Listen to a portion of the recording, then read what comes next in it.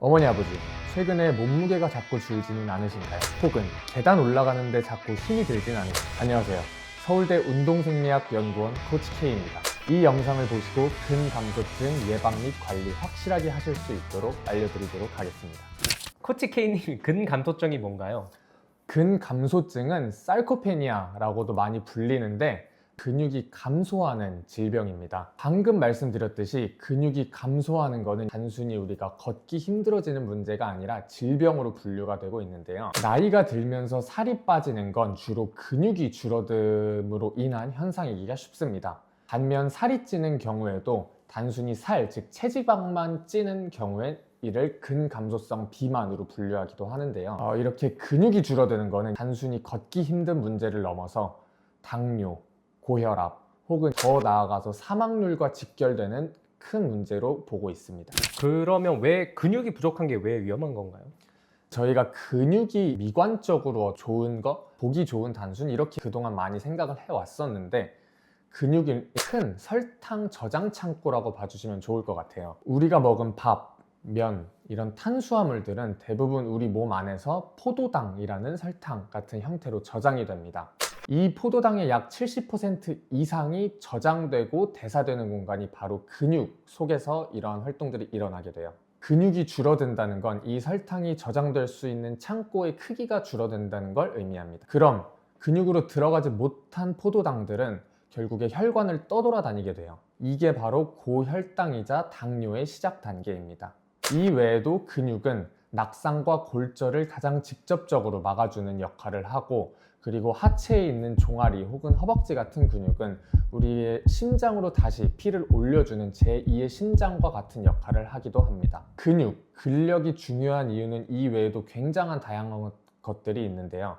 그런 이유들은 다음 영상에서 다뤄보도록 하겠습니다. 내가 근감소증인지 알 수 있는 방법이 따로 있나요? 2025년에 발표된 AWGS 컨센서스에 따르면 근육량과 근력 모두가 일정 기준점 이하면 근감소증으로 진단을 하게 됩니다. 집에서도 종아리 둘레나 아니면 의자에서 앉았다 일어나는 시간을 통해서 간단하게 이를 테스트해 볼 수 있는 방법도 존재합니다. 하지만 근감소증을 진단받는다는 것 자체는 굉장히 이미 많이 상태가 저하되어 있음을 의미하는데요. 그래서 중요한 것은 근감소증은 미리 예방하는 것이 굉장히 중요합니다. 한마디로 근감소증은 정말 끝에 있는 마지막 지점이라고 생각을 해주시는 게 좋을 것 같아요. 따라서 내가 근감소증이다, 아니다 라고 단순한 이분법적인 접근보다는 내가 이전보다 힘이 얼마나 약해지고 있는지, 아니면 이전보다 몸무게 혹은 근육량이 얼마나 줄고 있는지를 파악해 주시는 게 훨씬 더 좋을 것 같습니다. 그러면 근감소증을 예방하고 관리하려면 어떻게 하는 게 좋을까요? 사실 우리는 모두 알고 있습니다. 운동하셔야 됩니다. 근감소증은 다른 질병들과 다르게 약이 존재하지 않아요. 말 그대로 운동이 약인 질병입니다. 근데 걷기, 등산 이걸로는 부족합니다. 꼭 헬스장까지는 아니더라도 근력 운동을 꼭 해주셔야 돼요. 이왕 하시는 거 저는 대근육 위주의 운동을 추천드립니다. 대근육이라 하면 크게 허벅지, 엉덩이, 가슴 근육, 등 근육 등이 있습니다. 대표적인 운동으로는 턱걸이 혹은 팔굽혀펴기, 스쿼트, 런지 이런 것들이 있습니다. 이런 운동들을 좋은 운동들이라고 하는데 가장 좋은 운동은 내가 아프지 않고 지속적으로 할 수 있는 운동이 가장 좋은 운동이라고 말씀을 드리고 싶어요. 운동하는 이유가 건강을 위해서인데 굳이 통증을 참으면서까지 하는 거는 모순이라고 생각합니다. 운동 방법은 다양한 방법들이 존재해요. 예를 들어서 상체, 하체 이렇게 두 개로 나눈 2분할, 아니면 상체를 두 개로 또 쪼개서 3분할 이렇게 분할을 하루씩 나눠가지고 하는 방법들이 요즘 흔히 볼 수 있는데, 우리 어머니 아버지들은 시간을 쪼개서 퇴근 시간 전후로 운동을 하셔야 되기 때문에 가장 중요한 건 효율성 그리고 지속 가능성이라고 생각을 해요. 우리 몸을 쪼개가지고 하루에 한 부위씩 운동을 하는 것보다는 하루에 전체적으로 하나씩 건드려주고, 그리고 일주일에 최대한 자주 건드려주는 거를 저는 추천을 합니다. 따라서 분할을 나누지 않고 하루에 스쿼트하고 런지하고 그리고 등 운동할 수 있는 거 하나 하고 그리고 가슴 운동할 수 있는 거 하나, 이 정도 간단하게 너무 크게 생각하지 않으시고 조금씩 자주 해주시는 거를 추천합니다. 무분할로 하면 안 좋은 이유가 있을까요? 전신 운동을 하는 이유가 있을까요? 저희 헬스장 가서 트레이너한테 하체 운동 하루 받은 다음날 생각해 보시면 좋을 것 같아요. 저희 딱 운동 50분에서 1시간 정도 하체 운동만 엄청 하시죠. 그리고 나서 다음날 자고 일어났더니 걷기도 힘들 정도로 다리가 많이 아파서 일상생활에 지장이 많이 가는 경우가 흔한데요. 이런 것들이 회복이랑도 정말 그 연관이 크고, 그래서 저는 하루에 한 부위만 운동을 하게 되면 자연스럽게 하루에 다루는 무게들, 볼륨이 많아질 수밖에 없어요. 이 볼륨이 많아지면 근육이 더 많은 데미지가 들어가게 되고 다음날 우리가 통증도 있고 회복하는 데 시간도 오래 걸려요.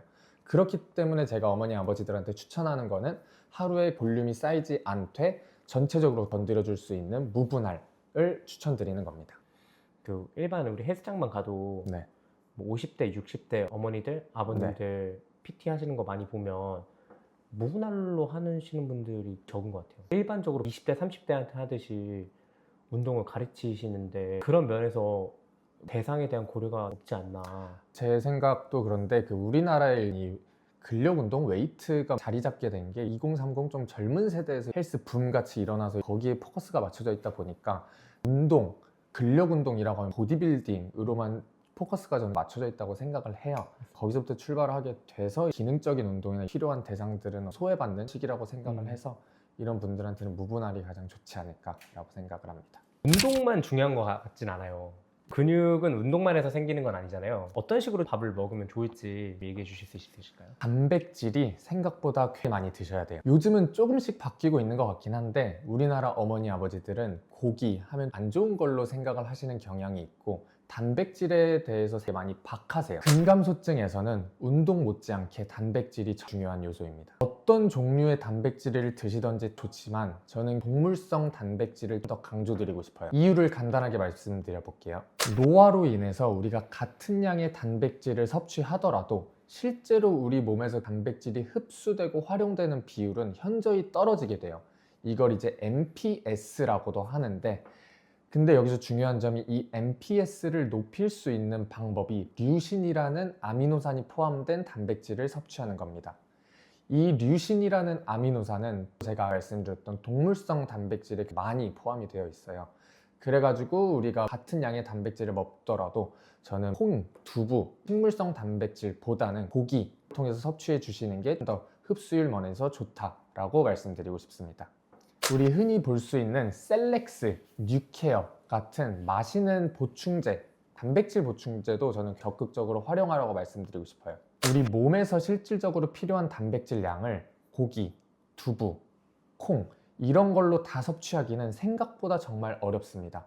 하루에 아까 말씀드렸던 단백질 보충제 한 번만 드셔도 큰 도움 얻으실 수 있을 거예요. 이왕이면 운동 끝나고 한 잔씩 드셔보시는 걸 추천드립니다. 왜 우리가 몸에서 필요한 단백질을 고기랑 콩으로 먹기가 어려운 거죠? 단백질 체중 몇 배 드세요? 이런 거 많이 들어보셨을 텐데 생각보다 어머니 아버지들한테 쉽게 와닿지 않는 내용이실 거예요. 그래서 제가 짧게 식단 예시 하나 보여드리도록 하겠습니다. 아침에 계란 2개, 점심에 제육볶음 혹은 생선구이 아니면 닭볶음탕, 그리고 간식으로 배 살짝 고플 때 단백질 보충제 한 잔, 그리고 저녁으로는 불고기 아니면 참치캔 아니면 돼지고기 수육 같은 거 드신다고 한번 생각을 해보시면 좋을 것 같아요. 제가 방금 말씀드렸던 식단 같은 경우에는 굉장히 이상적이지만 매일매일 드시기는 힘드실 거예요. 여기서 핵심은 최대한 섭취하는 매 끼니마다 단백질이 조금이라도 포함될 수 있도록 노력하시는 걸 말씀드리고 싶습니다. 고기 드시면 속이 많이 부대끼고 치아가 불편한 경우도 굉장히 많으시죠. 사실 이러한 경우도 이제 단백질 보충제를 드시게 되면 조금 더 편하고 쉽게 우리 몸에 단백질을 흡수시킬 수 있습니다. 이 영상이 마음에 드셨다면 구독, 좋아요 한 번씩 부탁드리고 다음 영상도 시청 부탁드립니다.